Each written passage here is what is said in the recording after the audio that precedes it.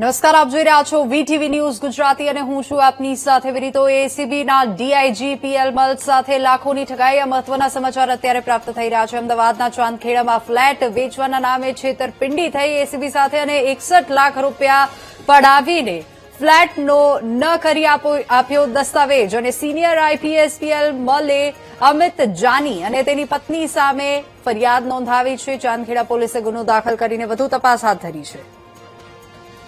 વધુ વિગતો સાથે સંવાદદાતા અનિતા આપણી સાથે ફોન લાઈન પર જોડાઈ ગયા છે। અનિતા, એસીપી આઈપીએસ જે છે એસીબીના ડીઆઈજી પીએલ મલ સાથે છેતરપિંડી થઈ, શું વધુ અપડેટ? જી ખાસ જે પ્રકારે એસીબીના ડીઆઈજી આઈપીએસ અધિકારી પીએલ મલ જે ચાંદખેડા પોલીસ સ્ટેશનમાં છેતરપિંડીને લઈને ફરિયાદ દાખલ કરવામાં આવી છે। ખાસ કરીને અમિત જાની નામના એક વ્યક્તિ અને તેની પત્ની દ્વારા આ ઠગાઈ કરવામાં આવી છે, જેમાં આઈપીએસ અધિકારી દ્વારા ચાંદખેડામાં ફ્લેટ જેમણે ખરીદવો હતો અને વેચવાના નામે જયારે 1 લાખમાં ફ્લેટ ખરીદવાનું નક્કી થયું હતું, એ દરમિયાન આરોપી દ્વારા આ ફ્લેટના દસ્તાવેજો નહીં કરીને આઈપીએસ અધિકારી સાથે છેતરપિંડી કરી હોવાની ઘટના સામે આવી છે। જે મામલે હાલ તો ચાંદખેડા પોલીસે આજે આરોપી અમિત જાની તેની પત્ની વિરુદ્ધ ગુનો દાખલ કર્યો છે। આ સાથે આજે આરોપીઓ ફરાર થઈ જતા જુદી જુદી ટીમો બનાવીને તેઓની શોધખોળ કરવામાં આવી રહી છે।